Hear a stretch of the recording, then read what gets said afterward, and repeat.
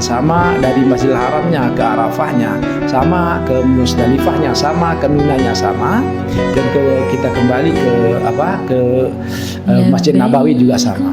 Yang ada perbedaannya, kalau di tahun 2016 itu bahwa kita tidak dibatasi untuk masuk ke dalam Masjidil Haram.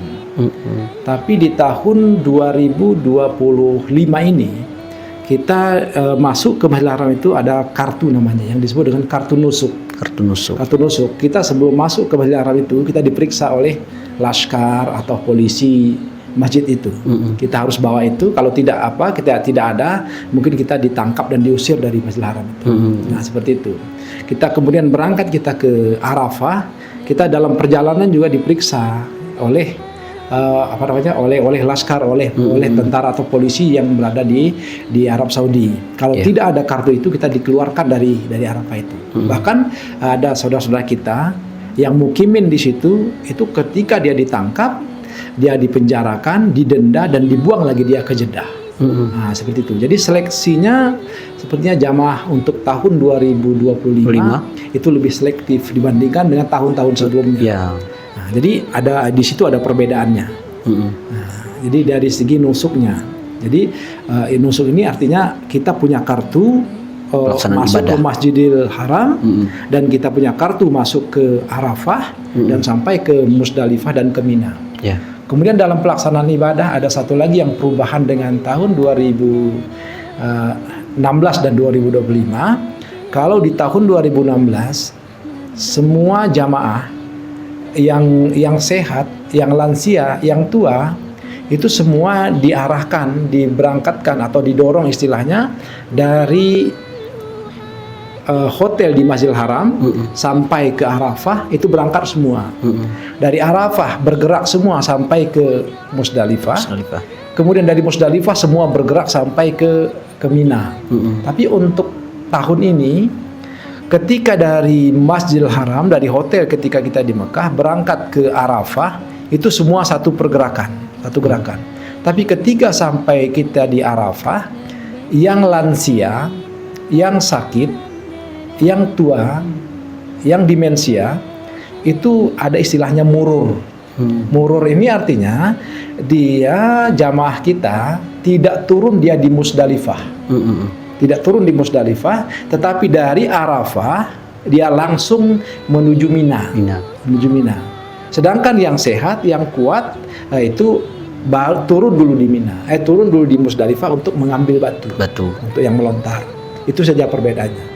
Yang murur itu ditetapkan oleh pemerintah sekitar 33%. Dari 393 itu kurang lebih 100 orang yang boleh dipilih untuk mengambil batu, dimururkan, untuk mendahulukan, tidak singgah dia di Musdalifah dan langsung dia ke Mina, seperti itu. Nah, sahabat Kias, kita belum tanya nih. Tadi berarti ada kekuatan doa dan juga memang keikhlasan hati sehingga memang bisa kita itu terpanggil oleh Allah Subhanahu wa taala untuk menjadi seorang pembimbing. Pak Tengku, kalau sekiranya nih kayak kami kan belum pernah melaksanakan ibadah haji, apakah memungkinkan apabila mendaftar terpilih gitu, apakah bisa memungkinkan yang belum pernah sekalipun pergi ke tanah suci untuk melaksanakan ibadah haji menjadi seorang pembimbing ibadah haji? Itu berbeda ya. Jadi dalam menjadi petugas ini ada kriteria yang ditentukan. Karena dari itu kalau saya boleh kelompokkan ada 3. Ya. Kalau yang tentunya kalau dia menjadi perawat atau dokter, itu kan harus dokter. Harus perawat, ada sertifikatnya, ada keahliannya. Itu berarti untuk yang belum pernah haji dan orang umum berarti tidak boleh menjadi dokter. Menjadi perawat gitu. Kemudian kalau yang menjadi pembimbing ibadah, itu juga tidak boleh karena dia belum pergi haji. Belum berhaji. Kemudian tambah satu lagi, orang yang sudah pergi haji pun harus punya sertifikat pembimbing. Berarti otomatis kalau orang umum tidak boleh menjadi dokter, karena itu tugas perawat secara khusus. Kemudian tidak boleh jadi pembimbing ibadah. Yang boleh, ini bagi teman-teman kita yang berkeinginan, itu boleh mendaftarnya di PPIH. Umpamanya nanti PPIH ini panitia penyelenggara ibadah haji Ya. yang berada di Arab Saudi, yang tugasnya itu mereka letakkan di transportasi, diakomodasi, dikonsumsi, itu boleh. Nah, Ya. kemudian kalau dari PHD ada satu lagi disebut dengan layanan umum, PHD. PHD, pembimbing haji daerah. Itu pun berarti tidak mesti dia sudah melaksanakan ibadah haji. Tapi kalau pembimbing ibadah diwajibkan suatu persyaratan untuk melaksanakan Ya, ibadah haji. betul. Kemudian untuk ketua kloter itu tidak mesti sudah berhaji. Ketua kloter. Nah, ketua kloter itu boleh orang yang tidak berhaji. Ya. Nah, jadi khusus pembimbing ibadah itu memang harus sudah orang yang berhaji, yang sudah Ya, melaksanakan Masya Allah, ibadah ya. haji. Nah, itu. Jadi sahabat Kias nih yang punya keinginan menjadi pembimbing ibadah haji berarti harus punya sertifikat terlebih dahulu. Sertifikat Pulang ini haji dulu. yang baru yang pernah pulang dan kemudian sudah tahu medan nih ya, berarti sudah tahu medan. Betul tuh ya. Bagaimana mungkin kita bisa membimbing sementara kita tidak tahu di mana Arafah, di mana Mina, kemudian di mana Jeddah dan lain sebagainya, kita belum tahu ya medannya, tidak mungkin ya rasanya. Tapi untuk yang kedua tadi itu ada PPIH, kemudian PHD, kemudian ketua kloter itu boleh saja dari masyarakat umum walaupun dia itu belum pernah melaksanakan ibadah haji. Nah, satu lagi nih Pak Tengku, ini berbicara masalah apa ya? Kalau kita itu tadi kiat-kiat sudah ya, kiat-kiat. Kemudian yang dari masyarakat umum. Waktu kita seleksi nih, apa sih sebenarnya? Apakah memang ada harus yang kita ketahui sebelum kita itu misalnya dites sebagai ketua kloter, PHD dan PPIH? Ini bagi yang masyarakat umum nih. Nah, apakah ada? Pertama kita mendaftar melalui akun ya. Melalui akun.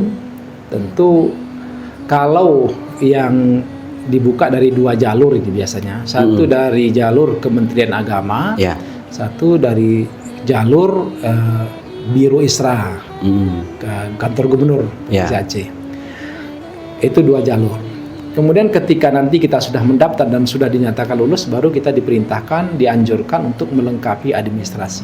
Nah, apa-apa yang harus dilengkapi ya, sesuai dengan tugas yang kita harapkan.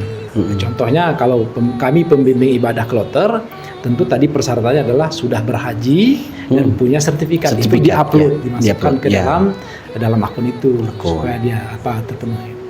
Itu satu. Kemudian termasuk di kantor gubernur juga demikian, ada pengumuman suruh melengkapi persyaratan-persyaratan yang dibutuhkan sesuai dengan bidang tugas yang kita daftarkan. Itu satu.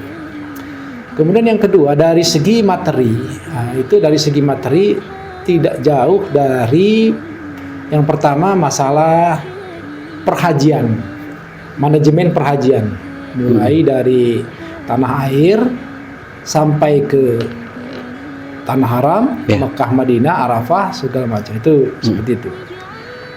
Kemudian materi yang lain adalah undang-undang perhajian, bahkan undang-undang negara Republik Indonesia. Kemudian ada psikologi, kemudian ada lagi materi umumnya, semua ditanya. Ya itu ya yang ditanya. Jadi dia diacaknya semua. Ada kalau perhajian itu ada rukun, ada syarat, ada wajib, ada dan segala macam itu tentang urusan perhajian. Kemudian tentang undang-undang, semua undang-undang itu tentang perhajian, tentang keputusan menteri, tentang penyelenggaraan ibadah haji dan umrah, tentang KBIH, seperti itu. Semua materi itu harus dikuasai. Dan dikuasai. Ya. Kemudian ini terakhir nih Pak Tengku, kira-kira nih tahun ini berapa besar tuh jamaah haji kita asal Aceh itu mendapatkan hasil dari perwakapan Habib Bugak ataupun Baitul Asyik? Kalau untuk tahun ini yaitu kita mendapatkan 2.000 real. 2.000 real. 2.000 real. Kalau 2.000 real ini kalau kita kalikan dengan kurs pada katakanlah hari ini atau beberapa hari yang lalu seminggu ini adalah 4.400 real. 4.400 rupiah.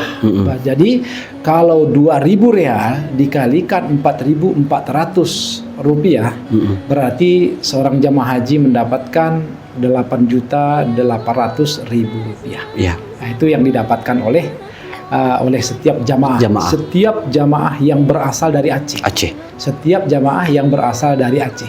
Berarti yang tadi jumlahnya itu 393 orang dikalikan dengan jumlah ini ya, Pak Tengku ya.